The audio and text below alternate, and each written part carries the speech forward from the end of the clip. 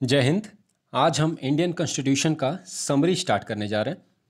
काफ़ी एग्ज़ाम्स में आपको मदद मिलेगी इस सीरीज़ से। तो इंडियन कॉन्स्टिट्यूशन ये आपको बहुत सारे एग्ज़ाम्स में पूछे जाते हैं, फ्रॉम यूपीएससी से लेकर स्टेट पीएससी और वेरियस अदर एग्जामिनेशन एसएससीज वगैरह में भी आ जाते हैं ये क्वेश्चंस। तो ये जो समरी है इसमें हम करेंगे क्या? इस समरी में हम पूरे कॉन्स्टिट्यूशन का हर एक पार्ट को एनालाइज करेंगे, उससे जो भी फैक्ट्स निकलते हैं उसको देखेंगे और कंसेप्चुअल पार्ट को भी कवर करने की कोशिश करेंगे जितने कम समय में हो सके, ताकि लास्ट टाइम रिवीजन में ये लेक्चर्स काफ़ी काम आए।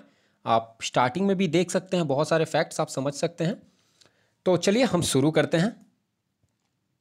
तो first of all constitution constitution होता क्या है, संविधान होता क्या है? तो संविधान आप बोल सकते हैं सेट ऑफ क्या फंडामेंटल प्रिंसिपल्स होता है, सेट ऑफ फंडामेंटल रूल्स होता है, बेसिक लॉज होते हैं जिससे सारे लॉज बनते हैं। A set of basic rules from which other laws emanate, बोल सकते हैं इसको संविधान सिंपल लैंग्वेज में, है ना। और इसी के बेसिस पे क्या होता है, पूरे देश रन करता है, देश के जितने भी ऑर्गेनाइजेशन हैं वो गवर्नड होते हैं और सारे में समन्वय स्थापित करने का काम करता है कॉन्स्टिट्यूशन। मतलब गवर्नमेंट से गवर्नमेंट का, गवर्नमेंट से सिटीजन का, सिटीजन से सिटीजन का, सारे के बीच में कॉन्टैक्ट कॉन्स्टिट्यूशन बनाने का कोशिश करता है। तो ये बेसिक संविधान क्या होता है हमने देखा। अब चलिए हम आगे चलते हैं, संविधान किस तरीके से बना, प्रोसेस क्या है वो देखते हैं।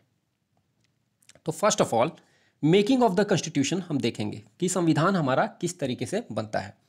ठीक है, तो इसका सबसे पहला आइडिया जो आता है 1934 में, 1934 में एम एन रॉय जी को आता है। एम एन रॉय याद रखिएगा, ठीक है। कॉन्स्टिट्यूएंट असेंबली का आइडिया सबसे पहले फॉरवर्ड किया था कौन? एम एन रॉय ने। एम एन रॉय जी ने सबसे पहले फॉरवर्ड किया था कॉन्स्टिट्यूएंट असेंबली का आइडिया, ठीक है। फिर 1935 में इंडियन नेशनल कांग्रेस ने ऑफिशियली डिमांड कर दिया। 1935 में इंडियन नेशनल कांग्रेस ने फर्स्ट टाइम ऑफिशियली डिमांड किया क्या, कि हमें चाहिए संविधान सभा, we want a constituent assembly to form क्या, कॉन्स्टिट्यूशन ऑफ इंडिया। हमें एक संविधान सभा चाहिए, ठीक। तो ये डिमांड करते हैं। और अगर कॉम्पोजिशन होगा कॉन्स्टिट्यूएंट असेंबली में तो उसमें क्या ऑफिशियल सील होगा, सीट्स होगा पॉपुलेशन के प्रोपोर्शन में, और 389 सीट्स होगा। Seats allocated to each British province were to be divided among 3 principal communities। 3 principal communities में मेनली डिवाइड किया गया था, मुस्लिम, सिख्स और जनरल, ठीक है। इलेक्शन जो भी हुए थे, जो इनका डिमांड था कि कॉन्स्टिट्यूएंट असेंबली का, तो इसका फॉर्मेशन के लिए जो इलेक्शंस हुए थे वो कभी कभी क्वेश्चन पूछता है कि ये जो मेंबर्स थे संविधान सभा के, जो मेंबर्स थे, जब ये संविधान सभा बनने का बात हुआ तो इसमें कितने मेंबर थे? तो हमने देख लिया कितने मेंबर, 389 मेंबर्स थे, ठीक है। इतना तो क्लियर है। अब ये कैसे मेंबर्स चुना कर आते हैं? क्या इलेक्शन होता है? क्या इसी तरीके से मोनोनीत होकर आ जाते हैं, नॉमिनेशन है से ही सिर्फ आते हैं? तो नहीं, आपका कुछ मेंबर प्रोविंसेस से आते हैं, कुछ मेंबर्स कहाँ नॉमिनेटेड आते हैं, प्रिंसली स्टेट से आते हैं, ठीक है। तो याद रखिए प्रोविंसेस से कुछ आते हैं जहां पर इनडायरेक्ट इलेक्शन होता है प्रोविंसेस से बाय एसटीवीपीआर। एसटीवीपीआर क्या है? एसटीवीपीआर सिंगल ट्रांसफरेबल वोट सिस्टम जो होता है, proportional representation by means of single transferable vote.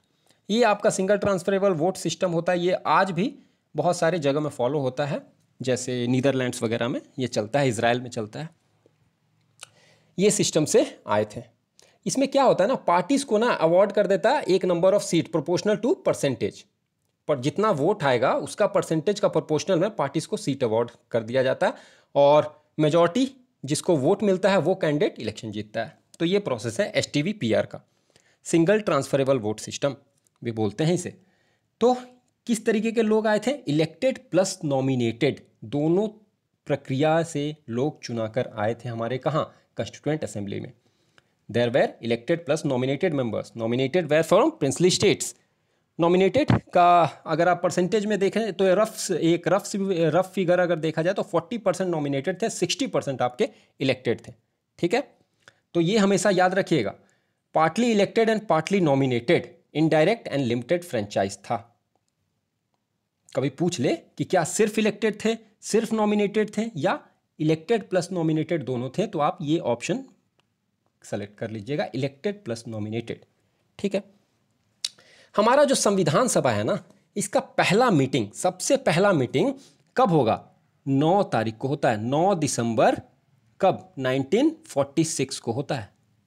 9 दिसंबर 1946 को आपका पहला मीटिंग होता है, फर्स्ट मीटिंग। कहाँ? दिल्ली में। और इसमें प्रोविजनल प्रेसिडेंट बना दिए जाते हैं सच्चिदानंद सिन्हा जी को। सच्चिदानंद सिन्हा प्रोविजनल प्रेसिडेंट बनते हैं 9 दिसंबर 1946 को। अब इसका एक लॉजिक है, एक ट्रिक है। कैसे? 9 दिसंबर फिर कब होगा? 11 दिसंबर फिर कब होगा? 13 दिसंबर। तो ये थोड़ा सा सुन लीजिए, होगा क्या? 9 दिसंबर 1946 को आपका पहला मीटिंग होगा, तो उसमें सच्चिदानंद सिन्हा जी को प्रोविजनल प्रेसिडेंट, टेम्पररी प्रेसिडेंट चुन लिया जाता है। क्योंकि बिना प्रेसिडेंट के कार्रवाई कैसे चलेगा? आज का लोकसभा, राज्यसभा कुछ समझ लीजिए, तो उसमें एक अध्यक्ष तो होना चाहिए। जैसे आज हम देखते हैं लोकसभा में या किसी भी इस तरीके के बॉडी में, अगर आपस में कोई झगड़ा कितना ज़्यादा ये लोग करते हैं। पहले के लोग तो समझदार थे, इतना झगड़ा करते नहीं थे। फिर भी मान लीजिए अगर वैसा कुछ टसल आ गया दोनों के बीच में, तो उनका सॉल्यूशन कौन देगा? तो चेयर पे तो एक व्यक्ति तो होना चाहिए जो इम्पार्शियल हो, जो ये सब देखे। तो इसलिए सबसे पहले चेयर पे एक व्यक्ति को चुनना था। तो सबसे बुजुर्ग व्यक्ति को एज अ कन्वेंशन बुजुर्ग व्यक्ति को चुनकर बैठा दिए थे, जो कि थे सच्चिदानंद सिन्हा। याद रखिएगा, 9 दिसंबर 1946 को। अब कब? 2 दिन बाद 11 दिसंबर 1946 का दिन आता है। अब क्या करेंगे?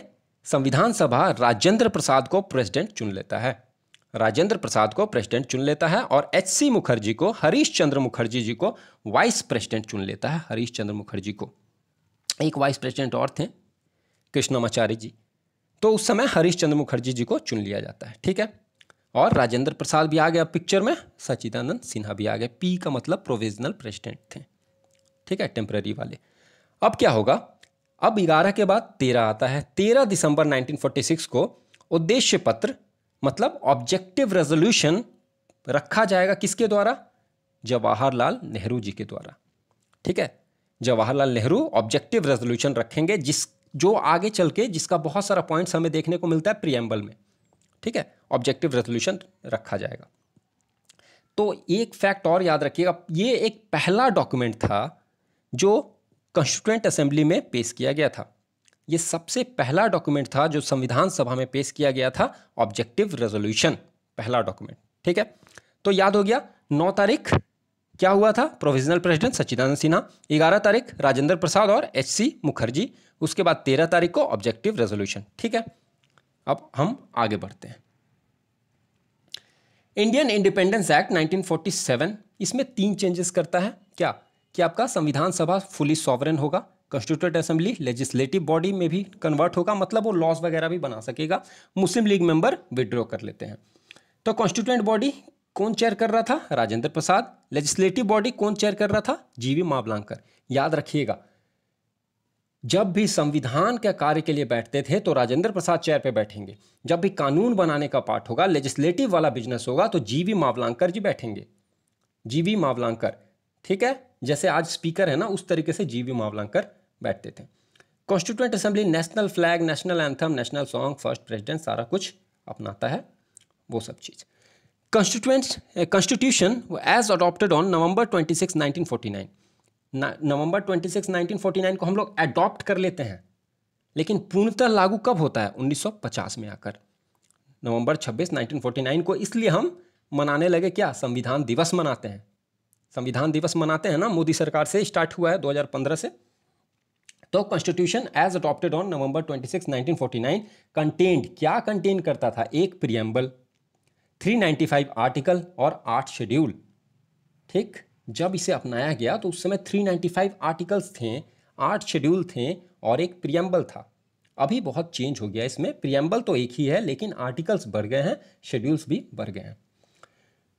ठीक, गवर्नमेंट जब कमेंसमेंट हो गया कॉन्स्टिट्यूशन का, जब संविधान लागू हो गया, तो क्या खत्म हो जाएगा? इंडियन इंडिपेंडेंस एक्ट 1947 वाला कैंसिल हो जाएगा और government of India act 1935 cancel हो जाएगा। ये दोनों, जिस दिन से संविधान लागू हो जाता है, ये दोनों एक्ट कैंसिल हो जाता है। ठीक है, this stands cancel. Okay, abolition of privy council jurisdiction act 1949 continue. HVR Iyengar was the secretary of constituent assembly. Secretary कौन थे संविधान सभा के? अयंगर जी। ठीक है। BN राव कौन थे? बहुत इंपॉर्टेंट क्वेश्चन है। ये थे लीगल एडवाइजर। ये एडवाइजर थे, संविधान सभा के पार्ट नहीं थे। ये बहुत इंपॉर्टेंट क्वेश्चन है, याद रखिएगा। देखिए क्या होता है ना, संविधान सभा अलग अलग कमिटीज़ में बटी हुई थी। वो कमिटीज़ अलग अलग सब्जेक्ट्स मैटर पे स्टडी करते थे, रिपोर्ट्स बनाते थे, फिर संविधान सभा में जाता था। संविधान सभा में वहाँ से BN राव जी को दिया जाता था और वो एडवाइज़र थे क्योंकि, तो BN राव उसको देखते थे, पढ़ते थे और उसके बाद फिर वो ड्राफ्ट बनाते थे। ठीक है, ड्राफ्ट प्रिपेयर करते थे कि हाँ ये ड्राफ्ट इस तरीके से बना है, आप देखिए। ड्राफ्ट वगैरह बनाने का काम करते थे। ये लीगल एडवाइज़र थे बेसिकली, संविधान का मेंबर नहीं थे, संविधान सभा के मेंबर नहीं थे, याद रखिएगा। Prem Behari Narain Raizada was the calligrapher. Calligrapher जानते हैं ना, सुंदर राइटिंग वगैरह वो सब जो होता है ना लिखने का, ये थे हमारे प्रेम बिहारी नारायण रायज़दा। ये कैलीग्राफर थे। हमारा संविधान जब निर्मित हो रहा था उसका। Government of India act 1935 granted limited franchise on the basis of tax, property and education. तो सबको फ्रेंचाइज नहीं था, टोटल फ्रेंचाइज नहीं था, यूनिवर्सल एडल्ट फ्रेंचाइज नहीं था, सारे को ये चीज़ का नहीं दिया गया था। किस बेसिस पे दिया गया था? टैक्स, जो टैक्स पेयर्स हैं या जो हाईएस्ट टैक्स पेयर होंगे उनको दे दिया, आपके पास पैसा ज़्यादा है तो उनको दे दिया, प्लस आपके पास शिक्षा ज़्यादा है तो उनको दे दिया, इस बेसिस पे दिया गया था। हालांकि जिस समय हम आज़ाद होते हैं तो सबसे पहला हम काम करते हैं कॉन्स्टिट्यूएंट असेंबली के द्वारा कि हम, देखिए सारे चीज़ों में संविधान सभा में डिबेट हुआ है, लेकिन एक चीज़ ऐसा है जिस पे बिना किसी डिबेट के वो चीज़ पास कर दिया गया। वो क्या था? वो था universal adult franchise. Universal adult franchise ये पास कर दिया गया संविधान सभा के द्वारा, अडॉप्ट कर लिया गया बिना किसी डिबेट का, क्योंकि सबका मत एक था, हाँ भाई सबका अधिकार होना चाहिए, यूनिवर्सल एडल्ट फ्रेंचाइज सबके लिए होना चाहिए। ठीक है, ये चीज़ था।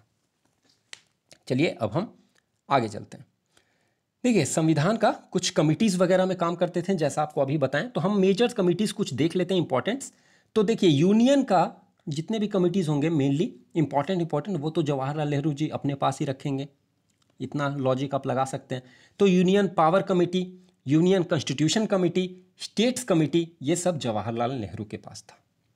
ठीक है।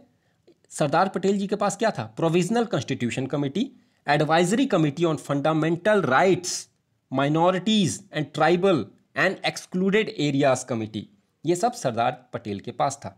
फंडामेंटल राइट्स JB कृपलानी के पास था। माइनॉरिटीज़ का HC Mukherjee. North east frontier tribal areas और Assam excluded and partially excluded areas, ये इसके किसके पास था? बोरदोलोई जी के पास, गोपीनाथ बोरदोलोई जी के पास। ड्राफ्टिंग कमेटी सब जानते होंगे आप लोग, BR अम्बेडकर जी चेयरमैन थे ड्राफ्टिंग कमेटी के। N Gopalaswami Ayyangar, Alladi Krishnaswami Iyer, KM Munshi, Syed Mohammad Saadulla, N Madhava Rao, TT Krishnamachari, ये सारे लोग आपको दिखेंगे संविधान में, बहुत अच्छा रोल प्ले करते हैं ये लोग। फिर rules of procedure and steering committee, ये किसके पास था? डॉक्टर राजेंद्र प्रसाद जी के पास था। ठीक है। स्टीयरिंग कौन चलाता है? जो हमेशा सीट के आगे बैठता है। सीट के आगे कौन बैठता है? जैसे बस में आप ट्रैवल करते हैं तो सबसे आगे कौन बैठता है? ड्राइवर बैठता है, जो स्टीयरिंग जिसके हाथ में रहता है। तो स्टीयरिंग कमेटी जब संविधान सभा बैठता था तो सबसे आगे कौन बैठता है? सबसे पहले जाकर सीट पे कौन बैठेगा? तब बाकी लोग फिर तो वो चेयरमैन होता है या प्रेसिडेंट होता है। तो यहाँ पर चेयरमैन कौन थे? राजेंद्र प्रसाद। तो भाई स्टीयरिंग कमेटी उन्हीं के पास होगा, सिंपल सा बात। रूल्स ऑफ प्रोसीजर आज भी होता है, हमारे जो पार्लियामेंट है उसका रूल्स ऑफ प्रोसीजर होता है बुक। तो रूल्स ऑफ प्रोसीजर किसके पास होगा? जो चेयर पे बैठेगा, राजेंद्र प्रसाद जी। इस तरीके से आप निकाल सकते हैं अपना इन्फ्रेंस कि हाँ लॉजिक कैसे लगा सकते हैं, ऐसे लगा सकते हैं, तो आपको याद हो जाएगा ये सब चीज़। कुछ माइनॉरिटीज़ कमिटीज़ भी थे। Finance and staff committee, national flag वाला Rajendra Prasad. House committee Sitaramayya. Linguistic provinces commission SK Dhar, linguistic provinces commission SK Dhar ji. Credentials committee Alladi Krishnaswami Iyer. Order of business committee KM Munshi ji के पास। ठीक है। Experts committee of the Congress, कुछ एक्सपर्ट्स कमेटी थे। While election to the constituent assembly were still in progress in 1946 Indian national Congress adopted an experts committee for the purpose of preparing material for the constituent assembly. This committee constituted, ये committee, ये देखिए 1946 में हमारा constituent assembly का process चल रहा था और इलेक्शन हो रहा था, तो उसी समय इंडियन नेशनल कांग्रेस अपॉइंट किया था एक्सपर्ट कमेटी। किस लिए? संविधान सभा का मटेरियल प्रिपेयर करने के लिए। तो जवाहरलाल नेहरू थे चेयरमैन और बहुत सारे मेंबर थे। बाद में फिर क्या हुआ, कृष्णा कृपलानी वॉज को ऑप्टेड एज अ मेंबर, इनको भी मेंबर बनाया गया, and convener of the committee. The committee member work with the framework of the cabinet mission scheme. Cabinet mission scheme के अंदर ये लोग काम करते हैं।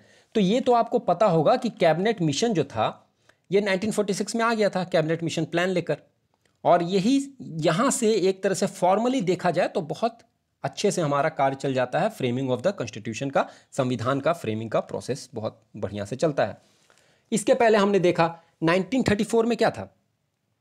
1934 में आपका एम.एन. रॉय जी आइडिया दिए। 1935 में Indian national Congress officially demand कर दिया संविधान सभा का।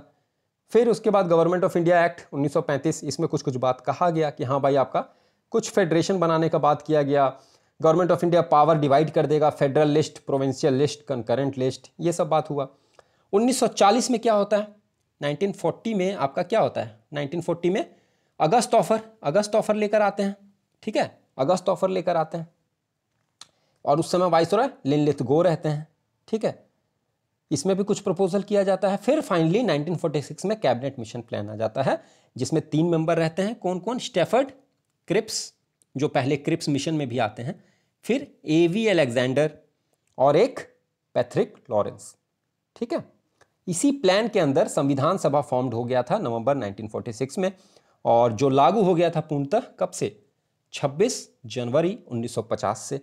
ठीक है, ये सारे बात हमने देखा। आगे चलते हैं। इंपॉर्टेंट फैक्ट्स देख लीजिए एक बार।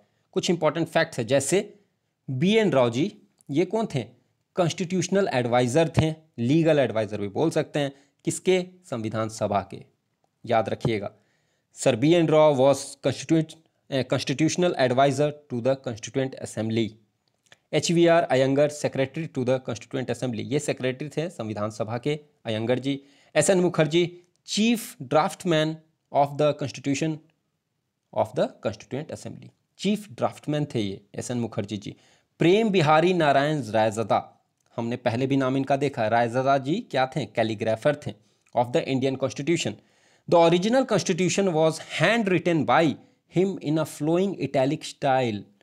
ये ओरिजिनल कॉन्स्टिट्यूशन को हैंड रिटन में मतलब फ्लोइंग इटैलिक स्टाइल, ऐसे अगर फ्लोइंग इटैलिक स्टाइल में लिख रहे हैं ना, तो उसमें इन्होंने लिखा था। कैलीग्राफी का मतलब ही होता है, कैलीग्राफी का मतलब ही होता है सुंदर हैंड राइटिंग में लिखना। कैलीग्राफी कॉन्टेस्ट वगैरह अगर आप स्कूल में किए होंगे तो आपको अच्छे से आइडिया होगा। Original version of the constitution was beautified and decorated by artist from Shantiniketan. Shantiniketan के आर्टिस्ट थे, शांति निकेतन आपका बंगाल, उसके आर्टिस्ट थे नंदलाल बोस जी, ब्योहर राम मनोहर सिन्हा जी। इन लोगों के द्वारा इसे डेकोरेट किया गया था। नंदलाल बोस का पेंटिंग बताइए, एक बहुत फेमस पेंटिंग है इनका, क्या है? कमेंट बॉक्स में लिखिएगा। नंदलाल बोस जी का एक बहुत फेमस पेंटिंग, बहुत अच्छे पेंटर थे, हमारे स्वतंत्रता के उस समय भी काफ़ी पेंटिंग्स वगैरह करते थे, नेशनल फीलिंग जगाते थे। नंदलाल बोस एंड ब्योहर सिन्हा जी। तो ये हम देख लिए, ये सारा फैक्ट्स, इंपॉर्टेंट फैक्ट्स। तो इसी के साथ आज का वीडियो में इतना ही। फिर हम आएंगे और आगे इस प्रोसेस को कंटिन्यू करेंगे। तो आप कमेंट में लिखिएगा कैसा है लेक्चर, अच्छा लगे तो बस शेयर कीजिएगा। Thank you a lot.